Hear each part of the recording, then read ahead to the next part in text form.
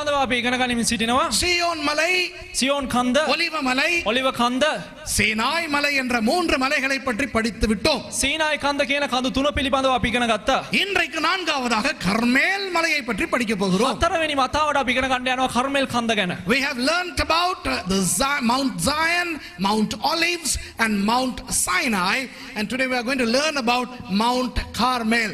இந்த கர்மேல் மலை என்று சொல்லும் பொழுது என்ன ஞாபகம் வருகிறது? මේ කර්මෙල් කන්ද කියලා කියනකොට මොනවද මතකයට පැමිණෙන්නේ? நம்முடைய ஊழியம், අපේ சேවය. நம்முடைய ஊழியத்துக்கு ஆண்டவர் வைத்த பெயர் கர்மேல் பர்வத ஊழியங்கள். අපේ சேවයට දෙවියන් වහන්සේ තබුවා වූ නම වනහයි කර්මෙල් පර්වත சேවය. When we ponder upon Mount Carmel, what reminds us is that our ministry is called Mount Carmel Ministries.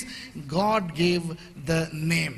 இன்றைக்கு காலையிலே நான் பாஸ்டர் துஷாரையோடும் பாஸ்டர் டேனியோடும் பேசிக் கொண்டிருந்தேன். අද උදෑසන දේවදාසයා මා සමගත් ඒ වගේම පාස්ටර් ඩැනි එක්ක කතා කරගෙන සිටියා. அப்பொழுது நான் அவர்களுக்கு சொன்னேன், ඒ අවස්ථාවේ දේවදාසයා කිව්වා අපිට பாருங்கள், எனக்கு தெரியாமல் எத்தனை தொடர்புடைய விஷயங்கள் நடைபெற்றிருக்கின்றன என்று. බලන්න මට නොදැනුවත්වම බොහෝ දේවල් ඉතා සමාන්තරව එක එක සිදුවීම් සිදු වෙලා තිබෙනවා. I was discussing with my junior pastors this morning and I said how oblivious I have been to see the interconnections between certain instances that have transpired pertaining to this ministry. 1996 ஆண்டு இலங்கைக்கு வந்தேன், இங்கிலாந்தை விட்டுவிட்டு. එංගලන්තයේ අතහැරලා 1996 දී ලංකාවට පැමිණියා. வந்த பொழுது ஆண்டவர் வெளிநாட்டு பணம் எடுக்க கூடாது என்று சொன்னார். ආපු ගමන්ම දෙවියන් වහන්සේ කිව්වා විදේශයෙන් පැමිණෙන්නව මුදල් ගන්න එපා කියලා. யாருக்கும் உன்னுடைய தேவைகளை சொல்ல கூடாது என்றார். කාටවත් නුඹගේ අවශ්‍යතාවයන් කියන්න එපා කියලා දෙවියන් වහන්සේ කිව්වා. அப்போ நான் தலவாக்கலையில் இருக்கின்ற TRI பிரதேசத்துக்கு போய் 3 நாள் ஆண்டவரிடத்தில் ஜெபித்தேன். ඒ අවස්ථාවේදී තලවකැලේ TR අයිකියානෝ ප්‍රදේශයට ගිහිල්ලා ඇවිල්ලා දවස් 3ක් යාඥා කාලේ නිරත වුණා. பைபிள் காலேஜ் தொடங்க சொல்லுகிறீர்கள், බයිබල් විද්‍යාලය පටන් ගන්න කියලා කියනවා. பெரிய ஊழியம் செய்ய சொல்லுகிறீர்கள், ලොකු සේවයක් කරන්න කියලා කියනවා. ஒருவரிடமும் பணம் வாங்க வேண்டாம் என்கிறீர்கள். කාගෙන්වත් මුදල් ගන්නත් එපා කියලා කියනවා. என்ன ஆண்டவரே செய்ய போகிறீர்கள்? මොනවද දෙවියන් වහන්සේ කරන්න යන්නේ? 3ஆம் நாள் ஆண்டவர் என்னோடு பேசினார். තුන්වෙනි දවසේ දෙවියන් වහන්සේ කතා කරා මා සමග. 121வது சங்கீதத்தில் இருந்து சொன்னார், ගීතාවල 121 ඉඳලා කිව්වා எனக்கு ஒத்தாசை வரும் பர்வதங்களுக்கு நேராக என் கண்களை ஏறெடுப்பேன் என்று. මට උපකාර පැමිණෙන්නේ කොතනින්ද ස්වාමින් වහන්සේගේ කියලා ඒ බයිබල් වචනේ මෙනෙහි කරලා දුන්නා. அந்த நேரத்தில் எனக்கு தெரியாது ஒரு மலையை தான் ஆண்டவர் எனக்கு கொடுக்க போகிறார் என்று. ඒ අවස්ථාවේදී දන්නේ නැහැ දෙවියන් වහන්සේ මට කන්දක් තමා දෙන්න යන්නේ කියලා. When I came back to Sri Lanka in 1996, God told me to start a Bible college, but he said not to raise funds. And I was so perturbed. I went to TRI in Talawakale, spent 3 days praying and asking the Lord, what are you up to? So the third day the Lord spoke to me and said, you will look up to me who is the mountain from which my help comes, based on Psalm 121. அப்புறம் நான் ஒரு முறை September மாதத்திலே ஒரு முறை ඊට පස්සෙ සැප්තැම්බර් මාසේ එක දිනක என்னுடைய நண்பர்கள் இங்கிலாந்திலிருந்து இருந்து ஊழியத்துக்கு வந்திருந்தார்கள். යහළුවන් කොටසක් පැමිණියා එංගලන්තේ ඉඳලා சேவை සඳහා. அவர்களுக்கு ஊழியம் கொடுக்க என்னிடத்திலே சபையும் இல்லை, பைபிள் காலேஜும் இல்லை, ஒன்றுமே இல்லை. නමුත් ඔවුන්ට සේවයක් දීම සඳහා මට බයිබල් විද්‍යාලයක්වත් සභාවක්වත් කිසිම දෙයක් නැහැ. ஆகவே மர்சியின் அண்ணன் பாஸ்டர் ஆண்டனுடைய ஊழியத்திலே பயன்படுத்தும்படி சொல்லி இருந்தேன். ඒ නිසා සහෝදරේ මර්සිගේ සහෝදරයාගේ සේවයට උන්ව පාවිච්චි කරමු කියලා කතා වුණා. அவர்களோடு நான் வேனிலே போய் கொண்டிருக்கும் பொழுது பதனை என்கின்ற இடத்தை தாண்டும் பொழுது ஆண்டவர் திடீரென எனக்கு பேசி சொன்னார், உன்னுடைய ஊழியத்துக்கு நீ வைக்க வேண்டிய பெயர் கர்மேல் பர்வத ஊழியங்கள். ඔවුන් රැගෙන වෑන් රථයේ පතන කියන ස්ථානයෙන් ගමන් කරනකොට දෙවියන් වහන්සේ එකපාරටම කතා කරලා කිව්වා නුඹේ සේවයට ලැබෙන්නා වූ නම කර්මෙල් පර්වත සේවය කියලා. In the month of September, my friends Brian Gartree from England came with his wife to serve the Lord here. I didn't have a church or a Bible college to let them minister, so I asked Mercy's brother Pastor Anton to use them in Patana. And when I was riding with them on the van, all of a sudden the Lord spoke to me and said, Suresh, the ministry that which you are going to start should be called Mount Carmel Ministries. அந்த 121ஆம் சங்கீதத்தின் அந்த தலவாக்கல விஷயத்துக்கும் இந்த கர்மேல் பர்வத ஊழியங்கள் என்று அவர் பெயர் வை என்று சொன்ன விஷயத்துக்கும் நான் அந்த நேரம் தொடர்பு படுத்தவில்லை. ඒ අවස්ථාවේදී ඇවිල්ලා ගීතාවල 121කටත් ඒ වගේම මේ පතන ඉඳලා දෙවියන් වහන්සේ කතා කරපු මේ සිද්ධියට දෙවියන් වහන්සේ මේ දේවදාසයා දෙවියන් වහන්සේ කියපු දේ සම්බන්ධ කරලා බැලුවේ නැහැ. I did not find a connection between what he said in Talawakale based on Psalm 121 and what he said now about the name of the ministry. I was oblivious. எனக்கு அது தெரியவில்லை. ඒ දේවගතිවරට ඒකන වැටහිමක් තිබ්බේ නැහැ. அப்புறம் எனக்கு ஆண்டவர் காணி தர வேண்டும் என்று நான் தட்டையான நிலங்கள் தேடிக்கொண்டிருந்த பொழுது இந்த மலையை ஆண்டவர் கொடுத்தார். ඒ වගේම දෙවියන් වහන්සේ ඉදිරියේ මට ස්වාමීන් වහන්සේ මට සමතලා භූමියක් දෙන්න ඕන කියලා මේ ඉඩම් හොයාගෙන හිටපු අවස්ථාවේ දෙවියන් වහන්සේ මේ කන්ද දුන්නා. When I was looking for a nice flat land to start the Bible college, God gave me this hilly land of which I was not happy until last month when I was standing on real Mount Carmel. கடந்த மாதம் உண்மையான கர்மேல் மலையிலே நான் நின்ற நிமிஷம் வரை இந்த காணியை வாங்கின நாளிலே இருந்து நான் இந்த காணியை குறித்து திருப்திப்பட்டிருக்கவில்லை. ගිය මාසයේ තුල කර්මේල් කන්ද තුල ඇත්තටම හිටගෙන ඉන්න තෙක් මේ ගත්තා වූ මේ ඉඩම පිළිබඳව දේවදාසයා කිසිම සතුටකින් සිටියේ නැහැ. அதை பற்றி நான் உங்களுக்கு ஏற்கனவே சொல்லிவிட்டேன், அப்படித்தானே? ඔබලාට මේිට කලින් මේ ගැන කිව්වා. அங்கே வைத்து என்னை ஆண்டவர் மனம் திரும்ப சொன்னார். දෙවියන් වහන්සේ මේ ස්ථානේ මාව තියලා මට පසුතැවෙන්න කියලා කිව්වා. உனக்கு கொடுத்த மலையை குறித்து நீ திருப்தியாய் இல்லாததற்கு இப்பொழுது மனம் திரும்பு என்று சொன்னார் என்று சொன்னேன் அல்லவா? දෙවියන් වහන්සේ කියන්නේ දෙවියන් වහන්සේ කිව්වා නුඹට දුන්නා වූ ඒ ඉඩම පිළිබඳව නුඹ තෘප්තිමත් නැති හේ නුඹ පසුතැවෙන්න කිව්වා කියලා ඔබලා මැදේ බෙදාගත්තා. Do you remember I told you how the Lord took me to real Mount Carmel, and from there he asked me to repent for not being happy about this mountain that God had given me. So I repented. அப்புறம் நான் உங்களுக்கு ஒரு விஷயம் சொன்னேன், ஞாபகம் இருக்கிறது? එයින් පසු ඔබලාට එක විශයක් කිව්වා, ඔබලාට මතක තියෙනවා. மலைகளை பற்றின பிரசங்கங்களை தொடங்க முன்பதாக முன்னுரையாக உங்களுக்கு சொல்லும் பொழுது මේ කඳු පිළිබඳව ඔබලාට උගන්වීමට ප්‍රථම එක හැඳින්වීමක් වශයෙන් ඔබලා මැද තැබුවා. இப்பொழுதுதான் எனக்கு 121 சங்கீதத்தின் முதலாம் வசனம் விளங்குகிறது என்று சொன்னேன் அல்லவா? දැන් තමා මට ගීතාවල 121 පළවෙනි පදේ තේරෙන්නේ කියලා කිව්වා, මතකද? You know, I told you that after being in the ministry for so long, it is now that I understand Psalm 121 verse 1. என்ன சொன்னேன்?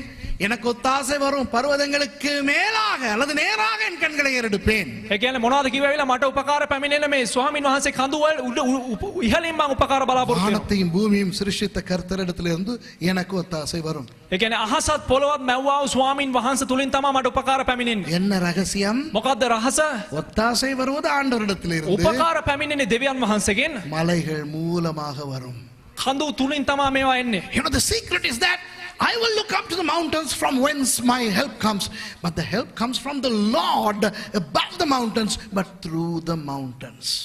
அதனால் தான் மலைகளை பற்றி பிரசங்கம் பண்ணுகிறேன். சரியா? එම නිසා තමයි කඳු පිළිබඳව දේශනා කරන්නේ. 91ஆம் ஆண்டு இலங்கைக்கு வந்த பொழுது ஆண்டவர் எனக்கு கொடுத்த அதே வசனம் எனக்கு விளங்கியது 2011ஆம் ஆண்டு. 1996 ලංකාවට ඇවිල්ලා දෙවියන් වහන්සේ එදා දුන්නේ ඒ වචනේ ඇවිල්ලා තේරුනේ 2011 දී. I understood in 2011 what God told me in 1996, 15 years later. 15 வருஷம் போச்சு இந்த மரமண்டைக்கு இது வேணுங்கிறதுக்கு. අවුරුදු 15ක් ගත වුණා මේ මොලේට මේක තේරුම් කරගන්න. இன்றைக்கு நான் பேச போவது අද දවසේදී කතා කරන්න යන්නේ உண்மையான கர்மேல் மலையை பற்றி. ඇත්ත කර්මේල් කන්ද පිළිබඳව.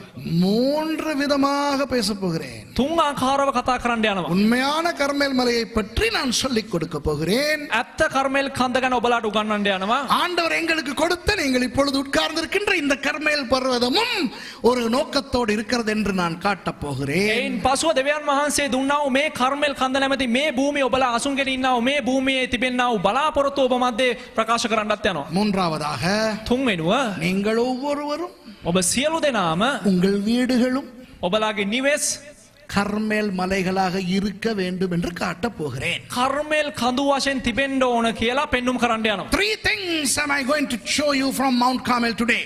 I'm going to be talking about the real Mount Carmel and elucidate certain things to you. Secondly, we are going to ponder upon the Mount Carmel that which God has given us where we sit or stand today. Thirdly, we are going to learn how the Lord wants us and our homes to be Mount Carmels. Okay, ready? ஆயத்தமா? සූදානම්ද? Wonderful. இப்போ Carmel என்றால் என்ன? දැන් මේ කර්මේල් කියලා කියන්නේ කුමක්ද? What is the meaning of Carmel? எல்லாரும் சொல்லுங்க எனக்கு. கார்னு சொல்லுங்க. கார் சொல்லுங்க. සියලු දෙනාම කියන්න කාර් කියලා. Car. Come on, say with me. Car, not car. We are not talking about the car, automobile. We are talking about car. Come on, car. Car. எங்கே கார் சொல்லுங்க எல்லாரும். කෝ කියන්න බෑ කාර්. அந்த காவை கொஞ்சம் ஹாவாக்கி ஹார்னு சொல்லுங்க. ඒ කා එක හා කියලා පොඩ්ඩක් සද්ද ගන්න. தடுமல் பிடிச்சவங்க சொல்லாதீங்க, முன்னுக்குள்ளவங்க நாசம். හෙම්බිරිසාව තියන අය කියන්න එපා, ඔක්කොම ඉවරයි. இல்லையா? யாராவது தடுமல் சொல்லும்போது முன்னுக்குள்ள ஆளு சக்கசம். කවුරු එක්කනේ හා ගාලා කියනකොට ඉස්සරහා තියෙනම ගීලා වදී ඉස්සරහා එක්කන. Car Carmel. මෙල් கர்மேல்னு சொல்லிருங்க, நீங்க எல்லாம் கஷ்டப்படுறீங்க. කර්මෙල් කියලා කියන්නේ බොහොම අමාරු වෙනවා. கார் என்றால் மலை. කා කියලා කියන්නේ කන්ද. கந்து. ஓ.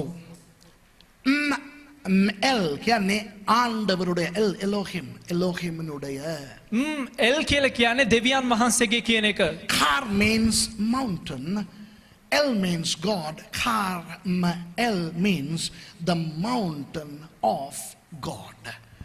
கார் என்றால் மலை, எல் என்றால் ஆண்டவர், கார்மேல் என்றால் தேவனின் அல்லது ஆண்டவரின் மலை. කාර් කියලා කියන්නේ කන්ද, මේල් කියලා කියන්නේ දෙවියන් වහන්සේගේ, ඒ කියන්නේ දෙවියන් වහන්සේගේ කන්ද කියන එක පිළිබඳව. முதலாவது ரகசியம் சொல்லவா? ප්‍රථම අභිරහස ඔබලා මැද තබන්නද? சீனாய் மலை ஆண்டவருடைய மலையா? සීනයි කන්ද දෙවියන් වහන්සේගේ කන්දද? ஒலிவ மலை ஆண்டவருடைய மலையா? ඔලිව කන්ද දෙවියන් වහන්සේගේ කන්දද? ஆண்டவர் நேசிக்கிற முக்கியமான மலை சியோன் மலை ஆண்டவருடைய மலையா? දෙවියන් වහන්සේ ප්‍රේම කරන්නා වූ සියෝන් කන්ද දෙවියන් වහන්සේගේ කන්දද? எல்லாமே ஒரு விதத்துல ஆண்டவருடைய மலைகள் தான். සෑම දෙයක්ම එක පැත්තකින් දෙවියන් වහන්සේගේ කඳු තමා. ஆனால் கர்மேல் தான் ஆண்டவருடைய மலை என்று பெயர் உடையதாய் இருக்கிறது. නමුත් මේ කර්මෙල් කන්ද තමා දෙවියන් වහන්සේගේ කන්ද කියන එක නමින්ම හඳුන්වා දීලා තියෙනවා. You know, Mount Olives, very important. God loves it. Jesus is going to come on that. But it's not God's mountain. Mount Zion, very important. Zion was called God's mountain because David captured it. But it's not God's mountain. Mount Sinai, on which God gave the Decalogue to Moses, was not God's mountain. God's mountain is Mount Carmel. இதை எப்படி என்று விளக்கப்படுத்தட்டுமா? මේක කොහොමද කියලා තේරුම් කරන්නද? இப்ப எத்தனையோ பிள்ளைகள் என்னை அப்பா என்று சொல்லும் என்று வைத்துக் கொள்வோமே. බොහෝ ළමයි අරගෙන අපි කියමුකෝ මේ හැමදෙනාම මේ මට තාත්තා කියලා කතා කරනවා කියලා. ஆனால் அந்த அவர்களுக்கு உண்மையான அப்பா ஒன்று உண்டு, அப்படிதானே? නමුත් ඔවුන්ටම කියලා එක අවංක පියෙක් සිටිනවා. එහෙම නේද? Any child can call me dad, father, but that child has a real dad. Like that, you can call any mountain in Israel God's mountain, but the real God's mountain is none other than Mount Carmel. இஸ்ரவேலில் இருக்கின்ற எந்த மலையும் ஆண்டவருடைய மலைதான். ඊශ්‍රායලයේ තිබෙනව සෑම කන්දක්ම දෙවියන් වහන්සේගේ කඳු තමයි. ஆனால் ஆண்டவருடைய உண்மையான மலை என்றால் அது கர்மேல் மலை தான். නමුත් දෙවියන් වහන්සේ කියලා දෙවියන් වහන්සේගේ කන්දක් තිබෙනවා. ඒක තමයි කර්මෙල් කන්ද. இப்போ விளங்குதா உங்களுக்கு? நான் ඔයාලට තේරෙනවද? ஒவ்வொரு முறை ஒவ்வொரு மலையை பற்றி படிக்கும் போதும் அதுதான் முக்கியமான மலை என்று உங்களுக்கு தெரியும். මේ කියන්නේ සෑම දිනම එක එක කඳු පිළිබඳව අපි ඉගෙන ගන්නකොට මේක තමයි වැදගත් කන්ද කියලා අපිට හැඟෙන්න යනවා. ஆனால் கர்மேல் மலை தான் ஆக முக்கியமான மலை. ஓகேயா? කර්මෙල් කන්ද තමයි ඊට වැදගත්ම කන්ද. Now every time you learn about a mountain, you feel that mountain, that particular mountain is the most important mountain. But I'll tell you today, Mount Carmel is the most important mountain in its spiritual sense. ஆவிக்குரிய ரீதியிலே. Okay? ආත්මික අතින්. கர்மேல் மலை என்று சொல்லும் பொழுது அதுக்கு இன்னொரு அர்த்தமும் உண்டு. කර්මෙල් කන්ද කියලා කියනකොට තව ඒකට එක තව අර්ථයක් තිබෙනවා. தேவனுடைய திராட்சை தோட்டம். දෙවියන් වහන්සේගේ මිදිවත්ත. There's another meaning for the name Carmel. God's vineyard. தேவனுடைய திராட்சை தோட்டம் என்று ஆண்டவர் பொதுவாக எதை குறிப்பிடுகிறார் சொல்லுங்க? දෙවියන් වහන්සේගේ මිදිවත්ත කියලා මේ පොදුවේ මොකද්ද මේ පෙන්눔 කරන්නේ? What does God show as God's vineyard common? விளங்குதில்லை. What is that, Suresh? என்ன சொன்னீங்க? No, I want you to be more precise. இன்னும் தெளிவா சொல்லுங்க பார்க்கலாம். තවත් පැහැදිලිව කියන්න බලන්න. God's vineyard, ஆண்டவருடைய திராட்சை தோட்டம் என்று சொல்வது எதை? දෙවියන් වහන්සේගේ මිදිවත්ත කියලා කියන්නේ කුමක්ද? පැහැදිලි කරන්න සභාව කියලා කියනවා, දේව දරුවන් කියලා කියනවා. පැහැදිලි කරන්න මොකද්ද පස්ඩෑනි? தேவனுடைய ராஜ்யம். දෙවියන් වහන්සේගේ රාජ්‍යය. The kingdom of God is likened unto a vineyard. தேவனுடைய ராஜ்யம் திராட்சை தோட்டத்துக்கு ஒப்பா இருக்கிறது. දෙවියන් වහන්සේගේ රාජ්‍යය විල මිදිවත්තට උපමා කරලා තිබෙනවා. கர்மேல் மலை தேவனுடைய ராஜ்யத்துக்கு ஒப்பா இருக்கிறது. ஓகேயா? එහෙනම් කර්මෙල් කන්ද විල දෙවියන් වහන්සේගේ රාජ්‍යයට උපමා කරලා තිබෙනවා. හරිද? இஸ்ரவேலிலே எந்த மலைக்கு போனாலும் அழகா இருக்கும். ඊශ්‍රායලයේ මොන කන්ද බැලුවත් ඉත අලංකාරව ලස්සනට තිබෙනවා. உங்களுக்கு சொன்னேன் எல்லா மலைக்கும் நான் போய் வந்தேன் அப்படிதானே? දේවදාසයා හැම කන්දකටම ගිහිල්ලා කියලා ඔබලා මැද ප්‍රකාශ I have been to all the mountains in Israel and I'll tell you all the mountains are so beautiful. But නමුත් கர்மேல் மலைக்கு போனால் அதிலே இருக்கிற செழிப்பும் பசுமையும் உலகத்திலே எங்கேயுமே நான் கண்டதில்லை. කර්මෙල් කන්ද උඩ නැග්ගහම ඒ කන්ද වටා තිබෙනා වූ සෞභාග්‍ය සහ සාරවත් බව ලෝකේ වෙන කිසිම තැනක නැහැ. I have never seen the prosperity, the greenliness that I saw on Mount Carmel. Now, who is talking here? யார் இப்ப உங்களுக்கு பிரசங்கம் பண்ணிட்டு දැන් இருக்காங்க? කවුද කතා කරගෙන ඉන්නේ ඔබලා මැද්දේ? කාටද ඔබලා කවුද දේශනා කරගෙන ඉන්නේ? உலகம் பூரா போய் இருக்கிறேன்ப்பா. ලෝකේ හැමතැනම ගිහිල්ලා තියෙනවා. சுவிட்சர்லாந்துல வாழ்றவங்க போகாத இடத்துக்கெல்லாம் நான் போயிருக்கிறேன். இல்லையா பிரதர்? அங்க பாருங்க, ස්විට්සර්ලන්තේ ඇවිල්ලා ස්විට්සර්ලන්තේ ජීවත් වෙන්න කට්ටිය ගිහිල්ලා නැති තැන් වලට පාව මම ගිහිල්ලා තියෙනවා. அவங்க எல்லாம் பாவம், காலையில வேலைக்கு போனா அன்றைக்கு தான் வருவாங்க. ඔවුන් පාව උදාසන වැඩට ගියා නම් හවස තමයි පැමිණෙන්නේ. லீவு நாள்ல இருக்க விட மாட்டாங்க, சர்ச்சுக்கு வாண்டுருவாங்க. இல்லையா? මේ නිවාඩු දවස්වල ඉන්න දෙන්නේ නැහැ සභාවට එන්න කියලා කියනවා. ஆனால் முழு சுவிட்சர்லாந்தும் நான் போயிருக்கிறேன். නමුත් මුළු ස්විට්සර්ලන්තේම දේවදාසයා සංචාර கனடா, කළා. அமெரிக்கா, இங்கிலாந்து, யூரோப்ல எல்லா இடமும் போன ஆள் நான். යුරෝපයේ ඇමරිකාවේ ඕස්ට්‍රේලියාවේ හැමතැනම ගිය පුද්ගලයා මම. நான் சொல்லுகிறேன், මම කියනවා கர்மேல் மலையிலே நான் கண்ட செழிப்பை இந்த உலகத்திலே எங்கேயும் நான் காணவில்லை. කර්මෙල් කන්දේදී දැක්කා වූ ඒ සඵලවත් භාවය ලෝකේ වෙන කිසිම තැනක නැහැ. You know, I am a guy who has gone to most of the worlds in the countries in the world, and I have seen green prosperity and everything. And I'll tell you that I have never seen the lush, the green, prosperous vegetation on Mount Carmel. Nowhere else in the world. ஆசையா இருக்கா போயிட்டு பார்க்கிறதுக்கு? බලන්න ආසාවෙන් සිටිනවද? ஐயோ, அந்த கர்மேல் மலைக்கு ஏறும்போது பைத்தியம் பிடிச்சி சட்டையை கழிச்சிட்டு அலையலாம் மாதிரி இருக்கும். අයියෝ මේ කර්මෙල් කන්ද නැග්ගාම ඇවිල්ලා ඒකුත් නැගලා පිස්සු ඇදලා ඇඳුම් ගලවලා ඔක්කොම නටන්න හිතෙනවා. அதை பார்த்த பிறகு நான் காணி உள்ளுக்கு போனா எனக்கு பைத்தியம் பிடிச்ச மாதிரி இவங்களை எல்லாம் போட்டு வதச்சிக்கிட்டு இருக்கிறேன் நான். ஐயோ, இந்த காணியை ஒழுங்கா ஆக்கேன், இந்த காணியை அழகாக்கேன், ஒவ்வொரு மூலையையும் அழகாக்கேன்னு துடிச்சுக்கிட்டு. කවද්ද කර්මෙල් කන්දට නැග්ගේ? එදා ඉඳලා අපි ඔක්කොමලා මල්ලාගෙන වද්දීගෙන තියෙනවා. අර මුල්ල හදන්න, මේ මුල්ල හදන්න, මේ ඉඩම හරි නෑ, මේක මොන හරි කරන්න කියලා දේවදාසයා අපි සියලු දෙනාටම වද දීගෙන You ඉන්නවා. know, from the day I saw the real Mount Carmel, I am pestering these guys saying, hey, you need to transform these land. Get people, I'll give the money. Hire people, get laborers, do something about this. Because Mount Carmel is supposed to be a very green, lush, beautiful area. ஏனென்றால் கர்மேல் மலை அழகான, பசுமையான, செழிப்பான ஒரு மலை. අය කිව්වොත් කර්මෙල් කන්ද කියන්නේ ඉතා අලංකාර වූ ඒ වගේම ඉතා සඵලවත් වූ ඉතා සෞභාගයෙන් පිරිච්ච එක ස්ථානයක්. அதனால் தான் தேவனுடைய திராட்சை தோட்டம் என்று அழைக்கப்படுகிறது. ඒ නිසා තමයි දෙවියන් වහන්සේගේ මිදිවත්ත කියලා ඒකට උපමා කරනු ලබන්නේ. ஆண்டவர் பயங்கர சுயநலவாதி. දෙවියන් වහන්සේ බොහෝ ලෙස කියන්නේ මේ සුව කැමැත්තෙන් அவருடைய සිටින ஒரு மலையை උන්වහන්සේ උදෙසා එක කන්දක් முழு உலகத்திலும் ஒரு 12 கிலோமீட்டர் தான் அந்த மலையினுடைய நீளம் எல்லாம். சரியா? මේ මුළු ලෝකෙම කියන්නේ කිලෝමීටර් 12ක මේ කොටසක් ප්‍රදේශයක් තමයි දෙවියන් වහන්සේ තෝරාගෙන සිටින්නේ. முழு உலகத்திலும் அவருடைய அந்த மலையை மாத்திரம் ரொம்ப அழகாக வைத்திருக்கிறார். මුළු ලෝකෙම ඇවිල්ලා උන්වහන්සේගේ කඳු ප්‍රදේශයේ පමණක් උන්වහන්සේ ලස්සනට තියාගෙන සිටිනවා. God is so selfish in a good sense that in the whole world he has one 12 kilometer long mountain and he has kept it immaculately. வழங்குதா உங்களுக்கு? තේරුණාද ඔබලා? மற்ற மலைகளுக்கெல்லாம் கொஞ்சம் கொஞ்சம் ஆசீர்வாதம் உண்டு. අනිත් හැම කන්දකටම පොඩි පොඩි ආශිර්වාද තියවෙනවා තමයි. இது அவருடைய மலை தானே. නමුත් මේක දෙවියන් වහන්සේගේ කන්දනේ. அது ரொம்ப அருமையா ඒ வச்சிருக்காரு. නිසා දෙවියන් වහන්සේ මේක ඉතා ලස්සනට තබාගෙන සිටිනවා. And Mount Carmel is his mountain. He is keeping it in a mara immaculate way. Right. Thank you. Okay. வாசிங்க எரேமியா 50ஆம் அதிகாரம் 19வது வசனம். කියවන්න යෙරමියා පොතේ 50 වෙනි පරිච්ඡේදයේ 19 වෙනි පදය. Jeremiah chapter 50 and verse 19. Now the background is this. இதுதான் பின்னணி. මේක තමයි පසුබිම.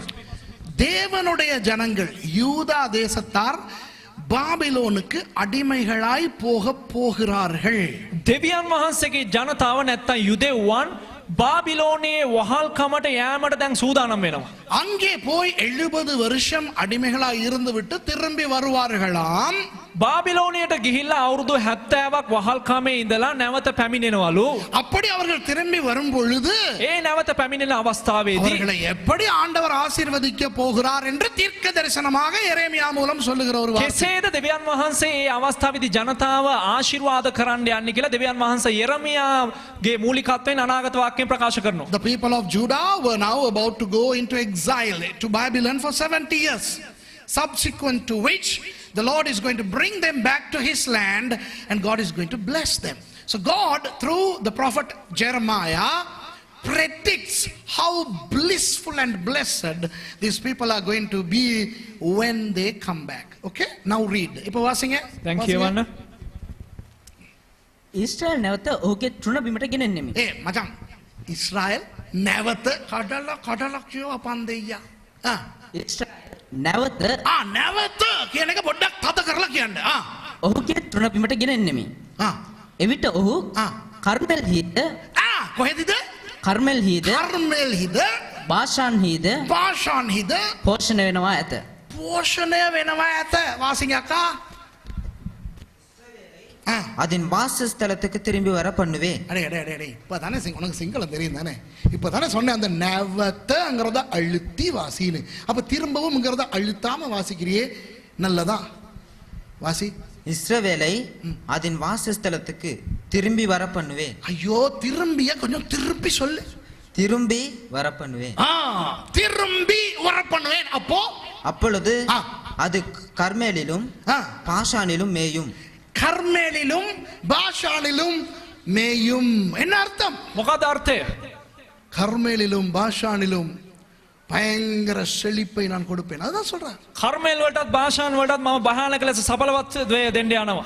And I will bring Israel again to his habitation, and he shall feed on Carmel and Bashan. Can you see that? இந்த தேசத்தை நான் திரும்ப இந்த ஜனத்தாரை கொண்டு வரும் பொழுது මේ දේශයට මේ ජනතාව මම නැවත වතාවක් රැගෙන එනකොට கர்மேலிலும் பாஷானிலும் மேய்வார்களாம். කර්මේල් වලත් ඒ වගේම භාෂාන් වලත් සඵලත්වය ලැබෙයි කියලා කියනවා. மேய்றதுனா மாடு தானே மேயும். மாடு என்ன மேயும்? හරක් මොනවද කන්නේ? யாழ்ப்பாணம் பக்கம் நான் போயிட்டு பார்த்திருக்கிறேன். மாடு பேப்பர் மேயும். அனலைத்தீவு போன டீம் பார்த்திருக்கீங்க தானே? மாடு கல் மேயும். මේ உண்மையா இல்லையா? අනලතීව් ඒ වගේම යාපනයේ ගිය කටි දන්නවා හරක් ඇවිල්ලා පේපර් කනවා ඒ වගේම ගලුත් කනවා. விளங்குதா? இந்தியாவிலே சென்னையிலே இருக்கும் மாடுகள் போஸ்டர் மேயும். ඉන්දියාවේ ඇවිල්ලා චෙන්නයි වල ඉන්න හරක් ඇවිල්ලා පෝස්ටර් කනවා. ஆனால் சின்ன வயதிலே ஸ்கூலிலே படித்தோம் மாடு புல் மேயும். නමුත් ඉස්කෝලේදී ඉගෙන ගත්ත ඇවිල්ලා හරක කන්නේ තනකොළ කියලා. அடுத்து, now you see usually cattle graze on grass. Okay, so there were two grasslands in Israel. One was Bashan, a flat land, and Carmel, very lush land. இரண்டு இடங்கள் இஸ்ரவேலிலே மாடுகளுக்காக மேய வைத்திருக்கிறார்கள். ஒன்று பாஷான். பாஷானின் கொழுத்த கன்றுகள் என்று ஏசாயா புத்தகத்தில் எல்லாம் இருக்கும். ඒසාය පොතේ කියන වෙලාව භාෂාන් වල මේ දඩිව හැඩි දඩුව හැදුනා වූ හරක් කියලා කියනවා. அதுபோல கர்மேல் மலையிலே இவர்கள் மேய்வார்கள். ඒ වගේම මේ කර්මේල් කන්ද තුලත් මොවුන් මේ තනකොළ බුදිනවා. பயங்கரமான. அப்ப இதுல என்ன சொல்லப்பட்டிருக்கிறது? එතකොට මේ ස්ථානේ මොනවද කියලා කියන්නේ? செழிப்பான மலை. ඒ කියන්නේ සඵලත්වයෙන් තිබෙනව එක කන්දක්. நானும் நீங்களும் படிக்க வேண்டிய முதலாவது பாடம், ඔබලත් මමත් ඉගෙන ගන්න ඕන ප්‍රථම පාඩම உண்மையான கர்மேல் மலை செழிப்பாக இருக்கிறது. අවංක කර්මේල් කන්ද ඇවිල්ලා හොඳ සඵලත්වයෙන් තිබෙනවා. இந்த 11 ஏக்கர் காணியும் செழிப்பாய் இருக்க வேண்டும். එතකොට මේ අක්කර 11 මේ ඉඩමත් ඇවිල්ලා සඵලත්වයෙන් තියෙන්න අවශ්‍යයි. விளங்குதா? තේරුණාද? ஆகவே இதற்கு பொறுப்பாய் இருப்பவர்கள், ඒ නිසා මේකට මේ වගකීම් ඇතුව ඉන්න අය நான், என்னுடைய குடும்பம், pastor Tushara, pastor Danny, pastor Suresh, pastor Raja, அந்த மவுண்ட் கார்மெல் விசுவாசிகள் எல்லாருமே இதற்கு பொறுப்பு. ஓகேயா? ඒ වගේම දේවදාසයා, ඒ වගේම පාස රාජා, ඒ වගේම පාස ඩැනි, පාස සුරේෂ්, ඒ වගේම මම, ඒ වගේම මේ ඉන්න පවුල්, ඒ වගේම මේ ඇදහිලිවන්තයන්, මේ ළමයි ඔක්කොම මේකේ වගකීමක් තිබෙනවා. Here is the first lesson that we are going to learn about Mount Carmel. It is a prosperous mountain. The real Mount Carmel is prosperous enough. Now this 11 acres need to be prosperous and we need to take care of it. Okay? ஒன்னு சொல்றேன் கேட்டுக்கங்க. එකක් කියන අහගන්න. இந்த 11 acre காணியில මේ අක්කර 11 තුල வந்து எதையாவது நட்டு எதாவது செய்து මොනවාරි දෙයක් හදලා මොනවාරි දෙයක් කරලා புல்லு புடுங்கி මේ වල් ගලවලා விதை கொண்டாந்து கொடுத்து இதை ஊண்டுங்கன்னு சொல்லி මේ බීජ ගෙනල්ලා මේක පැල කරන්න කියලා ஏதாவது செய்யாம මොනවාරි දෙයක් කරන්න නැතුව ஞாயிற்றுக்கிழமை மாத்திரம் வந்து ஆராதனையில அனுபவிச்சுட்டு போறவங்களுக்கு எல்லாம் பேர் மாடுகள். මේ ඉරිදා පමණක් වෙලා දේව මෙහෙට සහභාගී වෙලා යන අයට නම ඇවිල්ලා හරක්. ஏன் தெரியுமா? ඇයි දන්නවද? மாடு புல் விதைக்காது ஆனா புல்லு திங்கும். මා හරක් ඇවිල්ලා මේ තනකොළ වවන්නේ නැහැ නමුත් තනකොළ කනවා. மாடு பைப்பை திறக்காது ஆனா தண்ணி குடிக்கும். හරක් ඇවිල්ලා මේ වතුර මේ කරා මේ අරින්නේ නැහැ නමුත් වතුර බොනවා. மாடு ஒண்ணுமே செய்யாது ஆனா தின்னுகிட்டே இருக்கும். නමුත් හරකා මොනවත්ම කරන්නේ නැහැ කාගෙනම ඉන්නවා. இந்த 11 ஏக்கர் காணில ஒண்ணும் செய்யாம இவ்வளவு காலம் சர்ச்சுக்கு மட்டும் வந்துட்டு போனவங்க இன்னைக்கு மனம் திரும்புங்க. අද මෙපවන කාලයක් ඇවිල්ලා මේ සභාවට ඇවිල්ලා දේවමෙට සහභාගී වෙලා යන අය අද පසුතැවෙන්න. இதுக்கு மேல நான் சொல்லணுமா இருந்தா මේට වඩා කියන්න ඕන නම් ரெண்டு காரியம் நடக்கணும். කාරණා දෙකක් සිදු වෙන්න අවශ්‍යයි. வீடியோ ஆஃப் பண்ணப்படணும். එකක් මේ වීඩියෝ එක නවත්තන්න අවශ්‍යයි. பிரதர் ஜான்சனும் மனைவி இங்க இருக்க கூடாது. මේ පාස්ටර් මේ බ්‍රදර් මේ ජොන්සනුත් ඒ වගේම මේ සහෝදරියත් මේ ස්ථානේ ඉන්න හොඳ නැහැ. அவங்க இருக்கறனால வீடியோ ஒண்ணா இருக்கனால மத்தவங்க தப்பு நீங்க இதோட விட்டு වීඩියෝ එක ඔන් වෙලා ඒ වගේම ඔවුන් සින්න නිසා ඔබලා බේරුණා. இனி மாட்டுகளா இல்லாமல் අද ආයේ හරක් වෙන්නේ නැතුව கர்மேல் வாசிகளாய் மாறுங்கள். ஆமென். කර්මෙල් වැසියන් වෙන්න ආමෙන්. ஆமென் சொல்ல பாருங்க. So we need to do something about the 11 acres of land. We need to come weed or do something, okay, without coming and enjoying it because it's not good. God doesn't like it. I'm talking spiritually. ஏன் வீட்டை வந்து கழுவி கொடுங்கன்னு நான் சொல்லல. මගේ ගෙදර ඇවිල්ලා හොදලා දෙන්න කියලා කිව්වේ නෑ.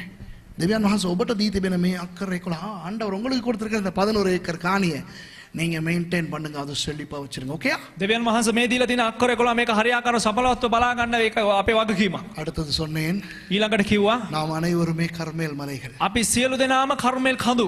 நம்முடைய வீடுகள் கர்மேல் மலைகள். අපේ නිවෙස් ඇවිල්ලා කර්මෙල් කඳු. நீங்கள் உங்களை செழிப்பாய் வைத்துக் கொள்ளுங்கள். ඔබ ඔබව සඵලත්වෙන් තියාගන්න. புரியுதா? තේරුණාද? பார்க்கும்போது செழிப்பா இருங்க. බලනකොට මේ සඵලත්වෙන් ඉන්න. கர்மேல் மலை மாதிரி இருங்க. කර්මෙල් කඳු වගේ ඉන්න. சிவனொளி பாதமலை மாதிரி இருக்காதீங்க. සමනල කන්ද වගේ ඉන්න එපා. விளங்குதா? තේරුණාද? சில பேரை பார்த்தா மருதமலை மாதிரி இருக்கும். விளங்குதா? சில பேர் மூஞ்ச பார்த்தா மொட்டை அடிச்ச மாதிரி இருக்கும். மூஞ்சையே மொட்டை அடிச்ச மாதிரி. සමහරක් අයගේ මූණ බැලුවනම් ඇවිල්ලා මේ තට්ටක වගේ තියෙනවා මෙහෙම. இவர தட்டதான் இப்படி இருக்கும். තට්ටේ මොට්ටේ නැත්නම් මෙහෙම කෙලින් තිය சில මොනවද? பேர் மூஞ்சி இப்படி தான் இருக்கு. සමහරක් අය මූණ මෙහෙම තමයි තියෙන්නේ. நல்லா இருக்கீங்களா? හොඳට ඉන්නවද? உண்மையா? ඇත්තටම பிரச்சனையா எதுவும்? ප්‍රශ්නයක්ද මොකක් හරි? சொல்லுங்க. කියන්න.